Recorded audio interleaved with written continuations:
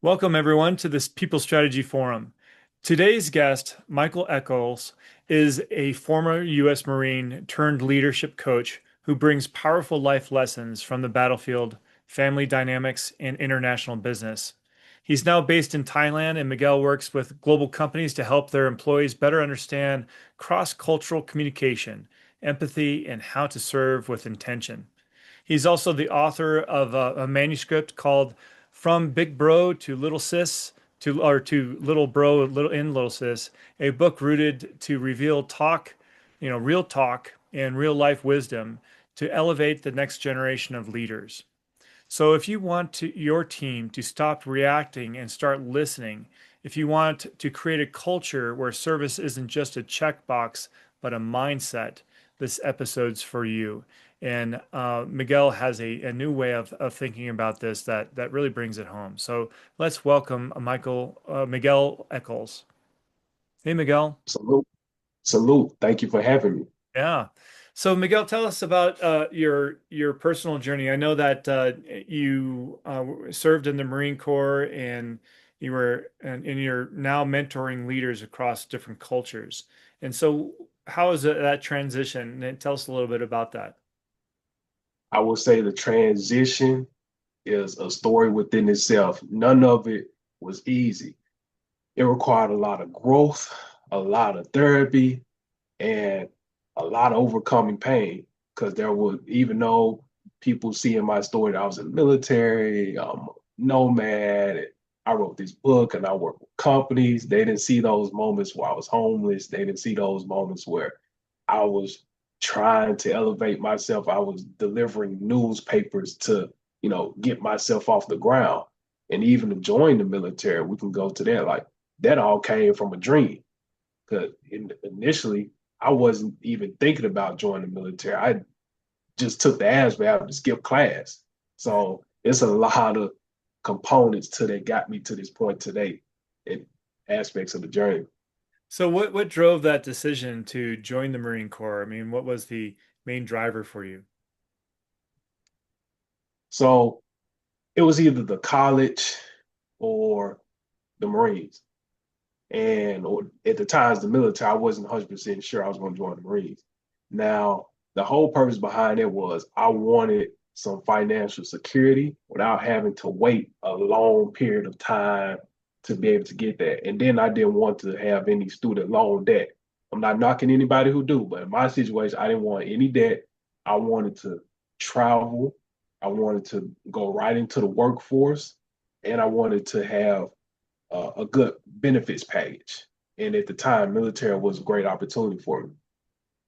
Well, it seems like you also have a hunger for, international experiences. I mean, you mentioned that you've been a bit of a nomad and kind of looking around the globe and so forth. What drives that in your personality? I never wanted to stay still because when I was younger, I was always stuck in a certain demographic. And that's part of why I wanted to join the military because I was like, hey, this is one of the best chances because I couldn't be that athlete. I couldn't shoot that basketball. I couldn't throw that football. I could run, but probably not the best. I didn't want to be an entertainer. So I was like, the best way would to travel was the military at the time. And I didn't know any other jobs out there that could help me travel. So when it provided that opportunity and I actually got to travel inside the service to different parts, it increased that hunger even more. While I was like, I want to do this more. It increased the thirst while I was inside the service. So now that thirst has led to you being in Thailand, where you're helping international companies really understand the complexities around customer service and looking at different perspectives. And specifically in Thailand, you were mentioning that there was in our pre-call that that there's a bunch of different types of cultures that come to Thailand for on vacation and so forth. And some of the local businesses need to understand how to react and the different perspectives of these different cultures. How has that journey been for you?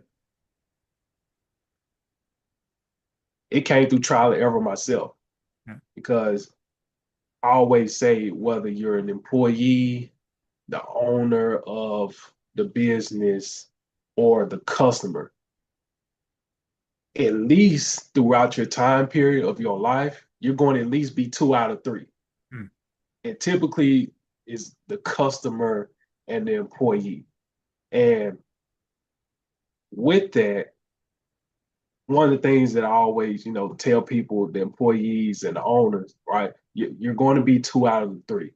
And I always try to instill the empathetic side of it. When you go places, think about it from another perspective. Okay, you're a customer, but take in consideration that you may be the employee.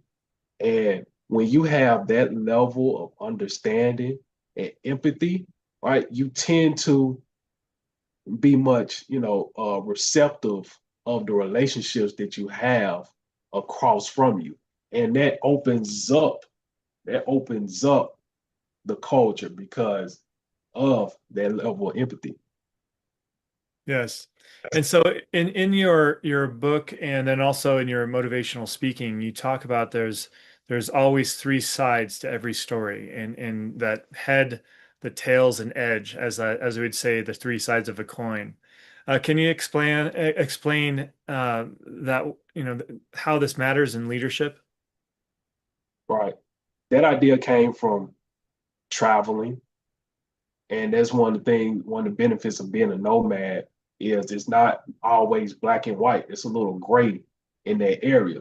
So when I wrote that, I wanted to be able to explain that to people because we all have moments in our lives where we're in charge of something, whether it's ourselves or other people. And I always want people to understand that when you hear something, you got to always take into account multiple different variables. Don't just always base it off of what you was taught from a particular background. A lot of times people talk from their family or, this particular job. You got to take it from multiple different experiences and look at it from other people's perspective as well.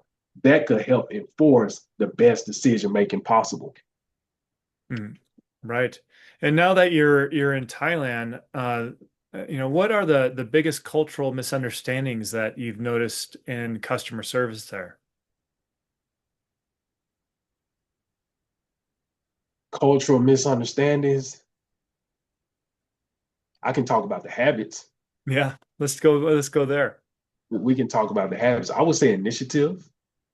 Hmm. Initiative. Now I can go on both sides, the customer side and the employee side. The employee side, it will be the initiative, the critical thinking, the thinking outside the box in Thai culture.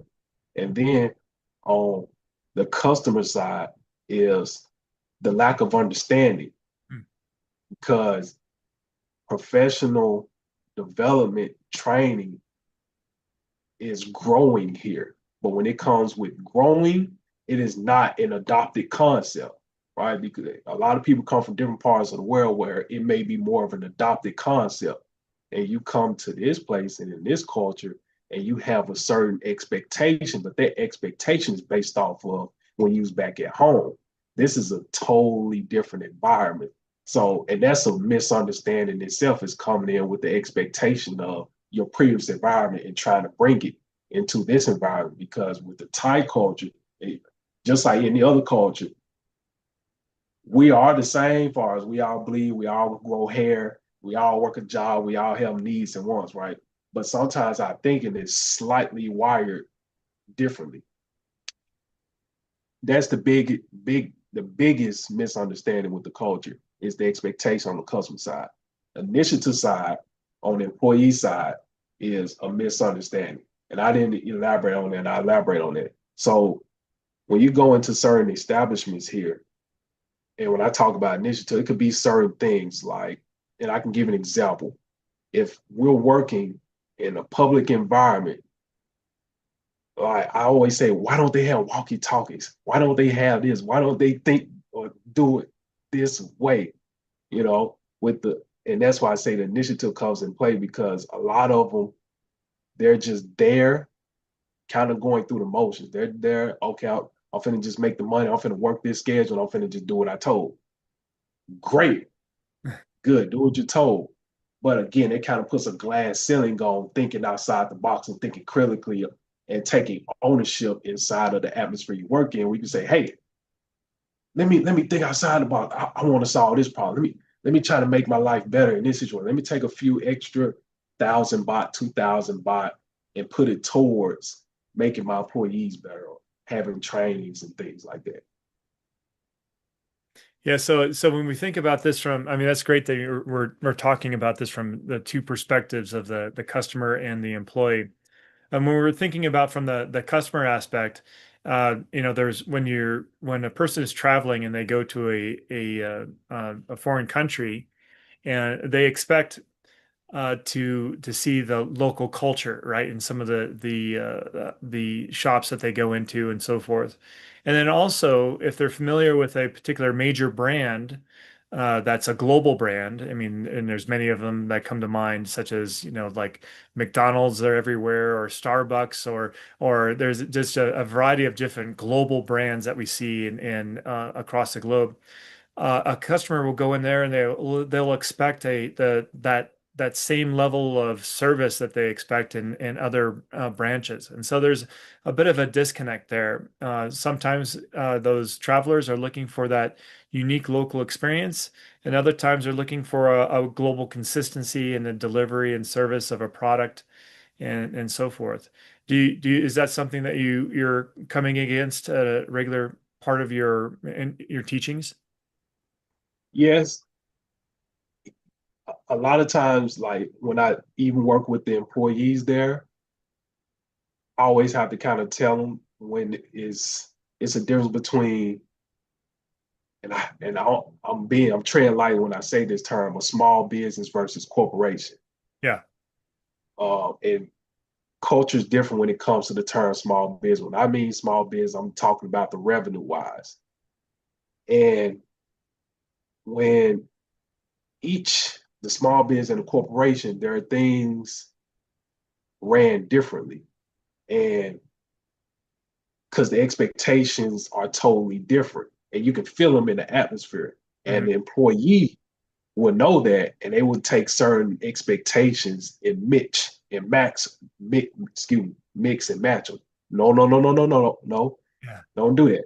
Only you have to come with an open book. And that's one of the things that I've seen dealing with some of these employees here when I offer trainings for them. They try to mix and match the expectation. Well, it was ran this way over here. No, no, no, no, no, no, no.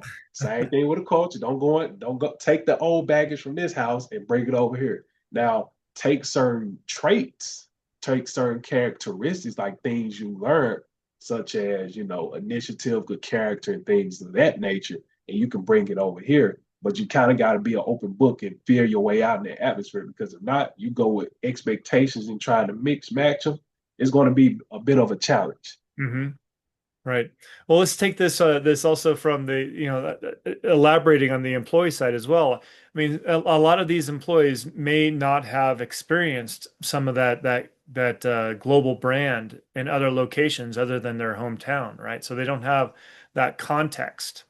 And so that's the need for what you do is you go in and you kind of you elaborate and teach on that context so that they can have an understanding of different cultural norms and so forth. Is that right, Miguel? Yes, that's correct. Because one thing I learned during these travels is each culture has a certain set of mannerisms, Mhm. whether we agree with them or not. They have a certain set of mannerisms in the environment. And I think that by me traveling, I can be able to share those with different corporations and companies, and they could be able to take a piece of it and be like, oh, okay, well, let's kind of, maybe it may not be exact like this, but the idea, the intention behind what it's doing, I can take that piece and add it to my game. Because I look at it honestly, Sam, I look at it, it's kind of like basketball in a way, Yeah. because basketball, you study other great players. And even if you haven't been a part of that team, you could hire somebody who has been a part of that team to come train you. So you're still getting that same atmosphere. You're still getting that same expertise. You just not there. But when you bring them in, they could be able to help sharpen your game and allow you to perform at your zenith. Right. Well, one thing is that when we're thinking about like as an employee when they're dealing with people from that come in the door and from multiple different cultures. I mean, for instance, you might be in Thailand and one customer comes in and they're from the UK, and then there's another customer that comes in from the United States, and another one that comes in from China, and in different parts of the world. And as an individual, we have certain feelings, certain biases, certain things that we bring to the job. So how do you teach empathy? How do you teach how do you teach the ability for that employee to really think about this outside their perspective and try to relate to each of these different types of cultures? You Great question. Usually I find those moments of when they was triggered. Hmm. I love those moments because your trigger is actually, as I say, it's a gift from God. Your sob story is your strength, right? And when you have those certain triggers, I can be able to pull certain lessons out of that. I don't necessarily want to say it's challenging a perspective. I'll consider it more so enhancing your perspective. So what's an example? Yeah, do you have any Like, stories that come to mind of what you've experienced? yeah, so it's I give you an example. I had a friend who worked for a particular company. I can talk about this. They gave me permission. So don't get mad at me. So I had a friend who worked for in the food industry, and they thought about quitting in that particular area, actually here in Thailand. And I had to tell them, and I had to challenge their perspective. They was getting triggered because they felt that their growth was limited because they wanted to try different things and far as cooking Mhm. and being what's it called, the people that work bartenders and different aspects in the food industry. They felt limited in their regards, and I had to tell them. I was like, hey, yes, you do want more money and you do want more opportunity, but you got to understand that when the boss or the employer, his revenue is generated based off the customers and the customers that come into this atmosphere, right? Now, with that, if you wanted to go somewhere else, you got to take this in consideration. Yes, you may have the opportunity, but your pay may be slightly different, may actually be less, or it may be more, but you may not be ready for that. So, like I had to tell him, I was like, hey, not only uh, the place you should be that you're at, you should stay here, right? But when you're here in this atmosphere, it's a certain level of comfortability that you have as far as the relationship with the owner. And again, I ain't mentioned this too. They have a great relationship, which is another thing to keep in mind. The relationships that of your employer that makes a difference. And I just threw all these different things out at them. And long story short, they wound up staying, Hmm. and they got promoted a month later. Nice, nice. Yeah, great success story. And I think the big learning there is to, when you're in a transition period of what you're thinking about what your future may be, it's good to talk to multiple people like he confided in you, and so you're speaking to different people, and then also understand the stakeholders that you need to influence, such as the owner of the organization or the business, other key people that are influencers, and so forth. I mean, you're bringing in multiple elements to ensure that you have success. But one thing that I would like to dig in a little bit, Miguel, into your situation. I mean, here you are a young professional.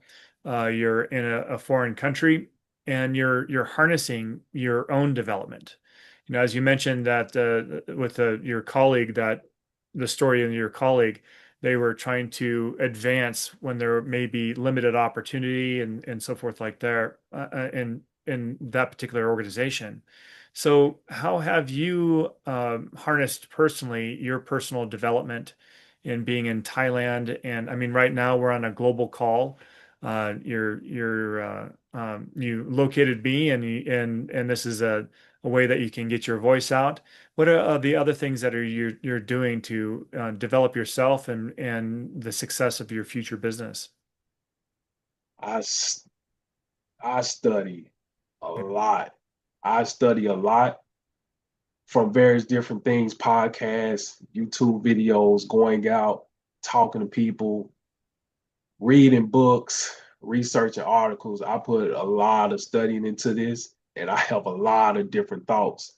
And another benefit of being a traveler as well, being open to learning, Hmm. being open to learning from various different avenues from anybody could spark your mind to develop in any field. So I do want to share that as well. When you get amongst people, and it doesn't matter any industry, their status, or how much money they make or anything, but everybody has a story, and that's another great way to study.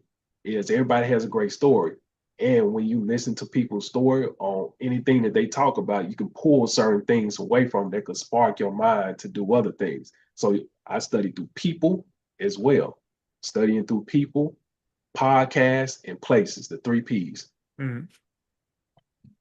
Yeah, now that you have, and that's a very interesting approach. I mean, of course, there's when you started off your story, you mentioned that you made a decision, and your decision was to join the military and to advance with security and a job, going directly into the workforce and getting that experience that the military could provide you, which opened up your eyes to international experiences. And now, in which you've been hired by a major multinational organization as a leadership coach and coaching their employees on how to deliver outstanding service. And so that's a model of how people can take a different path and be very successful. So from your perspective on your journey, do you feel like you've missed out on anything?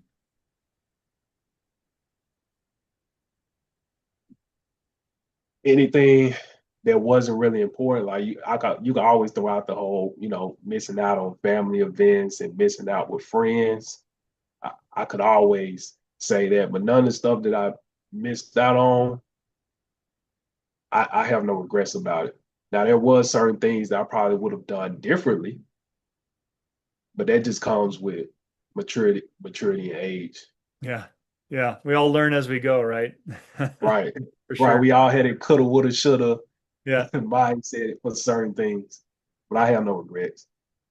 So tell me, Miguel. I mean, I mean, I think you mentioned you plan on being in Thailand for quite an extended period of time. What's the next thing for you? I mean, how are you helping organizations um, now, and what's your plan for the future? So how am I helping organizations? I want to give it 30-minute, 1 hour speeches, maybe a train or two. But the future plan is to travel more and go to other different companies out in the area locally and expand their way and just get my name out there Great, and help people and tell the helping people story. along the way. Right. Tell Do the you have a story. do you have a target for your next country that you'd like to visit? Mm, that's it's several of them. It's Yeah. several. I can always I'm always throw Japan in there. Vietnam is one of them. China, Hmm. China is really no limit to it because now that I've traveled to different places and I'm a speaker, so I'm gonna get a lot of no's. But the Yeah. thing is, I just gotta have a conversation to get the no. Maybe I get a yes, but by me being a speaker, I just had that confidence where I can just go anywhere and talk to these people. So as we wind up our story today and our discussion, So how can those leaders that are listening in reach out to you or find you? And if they would like to have some of that cultural teachings for their businesses and in different places of the world. They can reach out to me on LinkedIn, Miguel Echols. I'm there. I check it periodically. I don't miss any messages. So please feel free to say hi. I say hi back. Great. Well, thank you so much, Miguel, for your time today and sharing your story. And I know that this is as we're looking at a global community and how we can help multinationals, hone in on customer service and improving their game, given that we're dealing with many different cultures. It's nice to know that there's people out there helping those businesses. So thank you, Miguel. Thank you, Sia. Salute. All right. Well, for all those listening in at the People Strategy Forum, we will